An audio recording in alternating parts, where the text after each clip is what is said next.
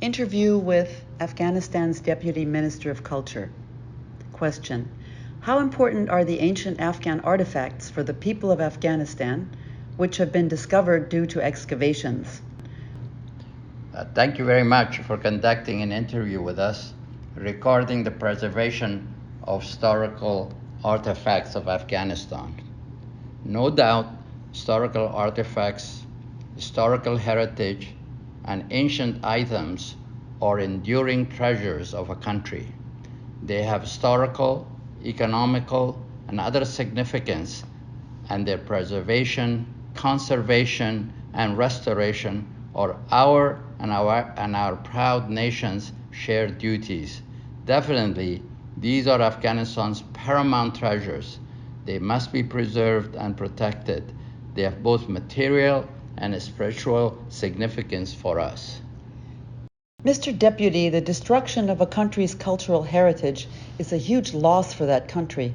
To prevent the illicit trade of artifacts, what has the Islamic Emirate of Afghanistan done, and what does it plan to do?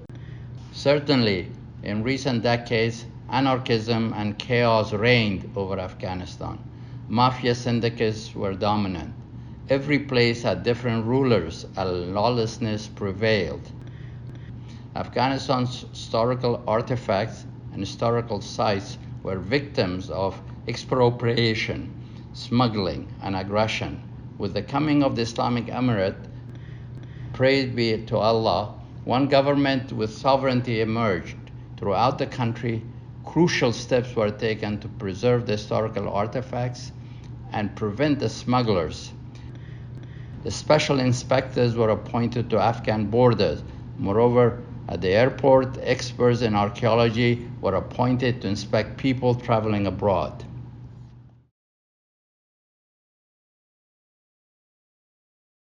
Hello, my name is Noor Aga Nouri.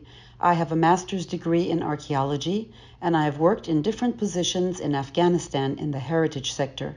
My last position was as Director of Archaeology from March 2017 until August 2021. The Archaeology Institute of Afghanistan works under the umbrella of the Ministry of Information and Culture and is responsible for managing, surveying, excavating, and preserving archaeological sites in the country. It is my immense pleasure to give a lecture as part of this very important educational course for Afghanistan.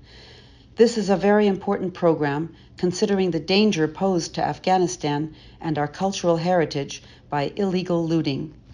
My 10 years in the cultural heritage field in Afghanistan, and particularly the last 6 to 7 years in the Department of Archaeology, were exciting and have left me with a deep appreciation of our history and the relics which are so deserving of protection. In this presentation, I will talk about the main activities conducted by the Archaeology Department as well as the impact of continuous war on heritage preservation, particularly through the looting of artifacts. Afghanistan has been facing internal conflict for several decades. Hence, most of its heritage sites are on the verge of collapse. More recent conflicts were the Soviet invasion and withdrawal, 1979 to 1989, the Civil War, 1989 to 1995, Taliban rule, 1995 to 2001, U.S. invasion and counterinsurgency efforts, 2001 to 2021, and the Taliban takeover in 2021. Besides the loss of human lives, conflicts also have a profound impact on human values, culture, and religion. The impact of war on cultural heritage goes beyond destruction and loss. It can break down the elements within a society that cultivate and promote culture and that understand its value. Cultural heritage is a precious, non-renewable resource. Wars affect different aspects of cultural heritage: objects, monuments, sites, museums, and intangible heritage, which includes music, literature, dance, traditional crafts, rituals, and festivities. The National Museum of Afghanistan. From 1989 to 2001, During the Civil War, the museum suffered damage from shelling, object destruction, and looting, which happened in the 1990s. The current status is 70% of the museum's collections have been looted or destroyed. This affects approximately 140,000 objects. 90% of the museum's records are destroyed. Pre-war collections are estimated at 200,000 objects, but the museum had never been completely inventoried. On the left, two separate images, you see an early Buddhist sculpture and a Nuristani wood sculpture that were smashed in the 1990s. These were later reassembled by National Museum Afghanistan conservators. On the right we see an early Buddhist sculpture from Hada, 3rd to 4th century AD. It was smashed in the 1990s and remains unrestored. Ai Khanum, one of the easternmost colonies founded by Alexander the Great and his successors, excavated by DAFA in the 1960s and 1970s. The right image shows the looting activities, holes in the ground, committed during the Afghan Civil War. The maintenance and administration of cultural heritage, both tangible and intangible, has a vital part to play in protecting the environment. It creates livelihoods for communities and can be a big part of local economies. Conserving, re-establishing, and protecting the cultural heritage of Afghanistan is essential to reconstruct a national personality and civil society torn by 3 decades of war. Afghanistan has been on the crossroads of Asia from ancient times up until now. It has been a hub of different cultures for centuries, a nexus of interaction and exchange of cultural influences with Iran, Mesopotamia, Central Asia, India, and China. The civil war in Afghanistan launched the systematic looting of archaeological sites such as Ai Khanum, Bagram, Hada, Sor Khotal, Tepe Zargaran, and Mes Aynak. Today, considering the current situation, we have to analyze what has been done, identify the negative actions, and analyze what can be done to repair and fix this. Since 2001, the Afghan government, in collaboration with various international partners, worked hard to document, monitor, and safeguard cultural heritage, and a lot of data has been collected. The assessment proved that major destruction and looting happened during the recent decades. A program was set up in collaboration with partners to stop illegal excavation. New laws and regulations were established. In the year 2004, the Afghan government wrote the Law of Preservation of Cultural and Historical Properties, where specific responsibilities were assigned to relevant government institutions regarding heritage safeguarding and prevention of illegal excavation. Based on the new law, several programs were initiated. Here are some facts about the Law of Preservation of Cultural and Historical Properties. It was implemented in 2004.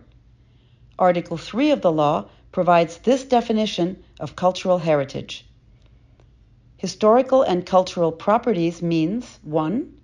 Any product of mankind, movable or immovable, which has an outstanding historical, scientific, artistic, and cultural value and is at least 100 years old. And 2. The objects which are less than 100 years old, but which are important due to their scientific, artistic, and cultural value, should also be recognized as worthy of being protected. Article 7 explains the identification process of archaeological heritage.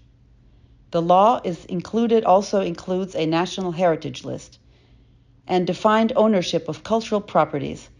It also included in the law a provision to involve local communities in efforts to monitor sites. To stop illegal excavations, we initiated the following activities: scientific excavations in the most exposed sites, monitoring the sites by regular visits and by remote sensing, and heritage mapping. For around 50 years, The Archaeology Institute has been dedicated to the preservation of cultural heritage across Afghanistan through excavations, surveys, architectural restoration and recording, fighting against looting and smuggling of antiquities, and publication and training. The Archaeology Institute initiated a large effort to register sites in Afghanistan. We used a comprehensive registration form to collect as much detailed information about each site as possible. Around 3,500 archaeological sites have been identified, and around 1,600 have been inscribed in the National Inventory List. Here are photos showing sites where the Archaeology Institute has worked and still works. Besides the official survey and registration of sites, many sites have been discovered accidentally or were reported by locals during wartime. One of the most important discoveries were the Rabatak inscription and the Shamark site located in Baghlan province. Recent heritage safeguarding programs were implemented in various provinces of the country, but mostly focused on Herat, Nimruz, Kandahar, Ghazni, Bamiyan, Balkh, Logar, Kabul, Parwan, Kapisa, and Nangarhar, shown in red circles. Mesainak is located 40 kilometers southeast of Kabul in the mountainous region of Mohammed Agha district in Logar province. I personally worked to preserve this site for 6 years. The archaeological sites are on top of the world's largest copper deposit, which looms as a major revenue source for Afghanistan. The archaeological site of Mesainak was recorded for the first time in 1963. In 1977, a new survey was conducted at the site. The first extensive program of excavations started in 2009 as a quick response to the planned commencement of mining activities on site. Based on the archaeological evidence, it appears that Buddhists who began settling in the area almost 2 millennia ago were drawn here by the availability of copper. The concession area, green, of Mesainak includes, on the left, the western deposit and, on the right, the central Ainak deposit, an area of around 5 square kilometers in size. Over the last decade, work has been focused on the areas that have been identified as priority, considering the mining exploitation plan that targets the red zone, marked by a red line, of a size of around half a square kilometer. Still to this day, there is a large area having a high and low archaeological potential which has not been researched yet. This image shows the formerly inhabited areas of the Mesainak archaeological site. The dark blue marks mining and smelting areas. The green color marks residential and administrative areas. The red shows religious complexes. The yellow shows the city wall. Major religious complexes of both Buddhist and Zoroastrian practices have been identified in the periphery of the city's fortification wall, with a notable exception of a Zoroastrian complex within the city. More than 30 stupas were found during excavations. In the Buddhist monasteries of Mesainak, numerous statues of different sizes, ranging from 15 centimeters to 5 meters in height, have been found. The materials used were stone, unbaked clay, wood, and plaster. The decorative method of Mesainak followed the Greco-Buddhist art of the Gandhara style. These are objects found at Mesainak. The Mesainak archaeological site covers an area of 5 square kilometers. It is a pre-Islamic site and encompasses different Buddhist and Zoroastrian temples, copper melting workshops, probably coin minting, a residential area with towers, small streets, fortifications, a cemetery, and caves, both natural and human-made. In this area, thousands of movable and immovable objects were discovered. Based on the archaeological evidence, Messainak was an industrial city, but at the same time a religious center of Buddhism. Though much is known about ancient links to trade and commerce, little is known about industrial production. This is where Messainak may be able to fill in important blanks, hinting at a more complex economic system than has previously been understood. Messainak was also a key economic center in Gandhara and a place where the great religions of Hinduism, Buddhism, and Zoroastrianism met and where ancient Greek, Persian, Central Asian, and Indian cultures melded. Ancient Sanskrit scripture, written sutras, on tree bark. The manuscripts were found during the recent excavations from Messainak and have been placed in storage. Tepe Dara is located 5 kilometers southwest of Charikar city in Parwan province. AIA, the Archaeological Institute of Afghanistan, in 2017 began the excavation and restoration of the site with financial support from the U.S. Embassy Kabul and with technical support from the Afghan Cultural Heritage Consultation Organization. Recent archaeological excavations at the site of Tepe Dara unearthed stupas, coins, potsherds, statues, and other glimpses of the Buddhist civilization. The stupa is rectangular in shape, measuring around 33 meters in height. It contained monk cells and a surrounding wall and monastery.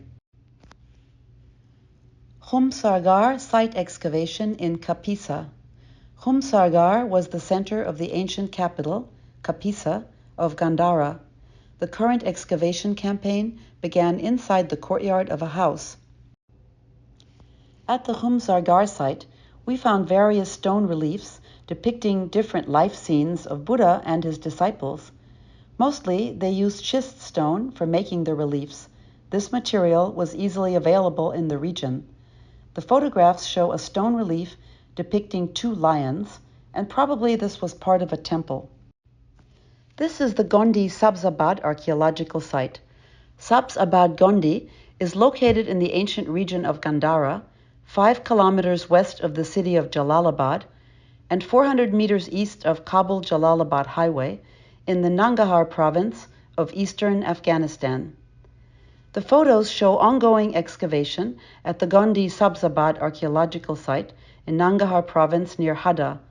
The functionality of the site is still unknown, but initial observations show that it might be a fortress or a military location.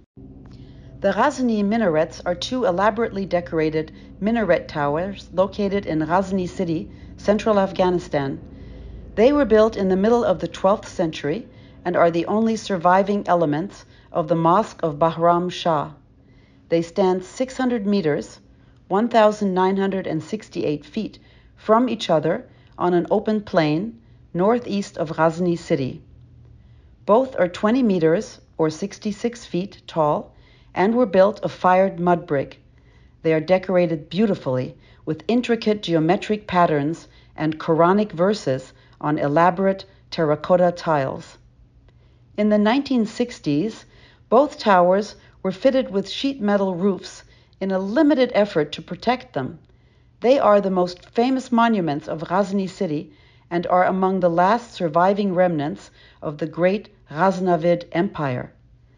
They are called the Masud III minaret and the Bahram Shah minaret after the rulers who built them, Masud III, AD 1099 to 1115, and Bahram Shah, AD 1118 to 1157. The excavated palace of Masud III is near the towers. Shawaki Stupa is located in Shawaki village of the Bagrami district of Kabul. Excavation and restoration started here in 2020 and still continues. During the excavation, remains of a fortification wall, bastions, and arches were unearthed. The Shawaki Stupa was heavily looted in the past years. The photo shows the ongoing excavation and restoration work at the site. Kabul Bala Hisar. Restoration and excavation were started recently in collaboration with the Aga Khan Trust for Culture. Kale Tut archaeological site is located in the south of Kabul Bala Hisar.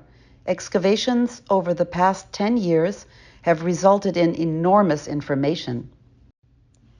The site is a Buddhist complex containing monk cells, a main stupa, a votive stupa, chapels, corridors, an assembly hall, and more. This site is dated 4th to 7th century AD. Tapinaranj archaeological site is located in the south of Kabul Bala Hisar, very close to Kale Tut archaeological site. This site also contains very prominent Buddhist structures such as monk cells, circular stupas, arches, a surrounding wall, viharas, stairways, and more. The Narenj Palace is located in the southwest of Kandahar city, around 3 kilometers from the Kandahar-Herat main highway. This site is one of the most important of old Kandahar city. The literary evidence shows that the site is dated back to the 2nd to 3rd century BC. It is also said that it was constructed above the Achaemenid city, which was once used as Alexandria Arachosia. In recent excavations, remains of a courtyard with a proper drainage system, living rooms, a sauna, and cooking areas have been unearthed. The remains date to the 16th to 18th centuries AD. We started an awareness-raising campaign in various provinces by involving the local community in heritage projects, through organizing photographic exhibitions, presentations in schools, holding workshops and seminars. The local population was regularly invited to visit the sites and to see the conservation and excavation work for themselves. Unfortunately, in the last few decades, the looting of archaeological sites has been a major challenge. The sites were continuously looted and the artifacts were sold and illegally transferred out of the country. Reports and evidence have shown that the illegal excavation of sites is still ongoing in different parts of the country. The images show very recent illegal diggings in various sites, particularly in Bamiyan province. We have received documented proof from various provinces through the media or from local representatives reporting on the illegal digging, but the security issues made it impossible for us to stop them. The full extent of site looting and the scale of the illicit trade in Afghanistan's antiquities is still unknown, but documentation is beginning. This image shows an antiquities dealer from Balkh province. Looted Buddhist sculptures from Afghanistan confiscated in Pakistan and Afghanistan before entering into the black market. Conclusion 1. The region of modern-day Afghanistan, based on the archaeological evidence, occupies a unique place in the cultural and political geography of Central and South Asia, as well as in all of world history. 2. Many discoveries before the Civil War not only identified and testified to the occupation of land by humans here in prehistoric times, but also showed that the pre-Islamic history of the region includes Buddhism. 3. Unfortunately, during the Civil War and other conflicts, the cultural heritage, especially the archaeological heritage of this region, became a victim of looting and vandalism. 4. One of the most productive areas of cultural heritage work in the past 2 decades in Afghanistan has been in the field of archaeology. 5. Nevertheless, the archaeological investigations and heritage preservation efforts face many challenges, but at the same time, the majority of the people of Afghanistan are dedicated to the preservation and protection of their heritage. 6. As many sites have been illegally excavated and the artifacts have been looted, I strongly recommend that we develop a mechanism for stopping the sale of these artifacts on the black market. 7. I highly recommend raising awareness about the cultural heritage of Afghanistan at the national as well as the international level. I conclude my presentation with some powerful sentences Nancy Hatch Dupre once shared at a conference. She said, "The theft of national art objects is not a new phenomenon and by no means unique to Afghanistan. But what is so regrettable about the situation in Afghanistan is that the Afghans engaged in plundering and looting seem to have no feelings of guilt or remorse, but appear to be totally unaware that they are robbing their own nation of its identity." I think Afghan people don't know the value of their heritage. Probably this is the result of continuous 4 decades of war. The political exploitation is also one of the issues that is faced by Afghan heritage, besides economic turmoil. Our treasures ended up in black markets in many European countries, and so far, only a very small number of them have been returned back to Afghanistan. I hope all of you who are listening today will become part of the solution and will help stop the sale of these looted artifacts and will share your knowledge with others. Thank you for your kind attention.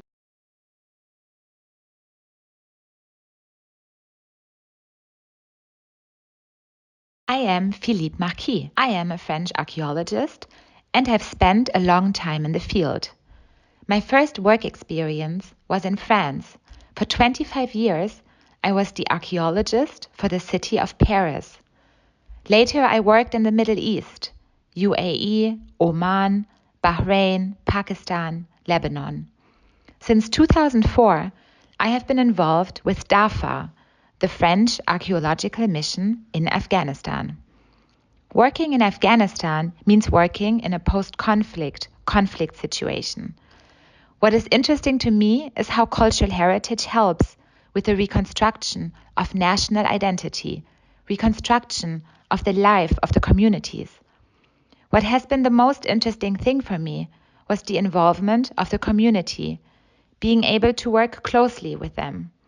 It's impossible to work in a country like Afghanistan unless you are close with the people and the local communities. What has been interesting in regard to Messainak, but also Balkh, was that in the beginning we were hiring people from the community who sometimes were the same people who also had been looting the site. At first, their only interest in working for us was purely to get money, to be paid. But then, after working in a particular place, they became aware of the importance of the work they did. Money, yes, of course, but also getting back their property, their country's history. The first incentive for them to work with us was that we were paying them with cash every week on Thursdays.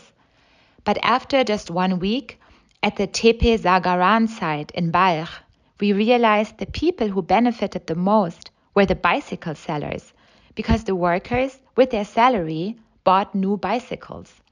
So the income from the historic site was going to the workers, but also to the community, and we were witnessing new economic activity.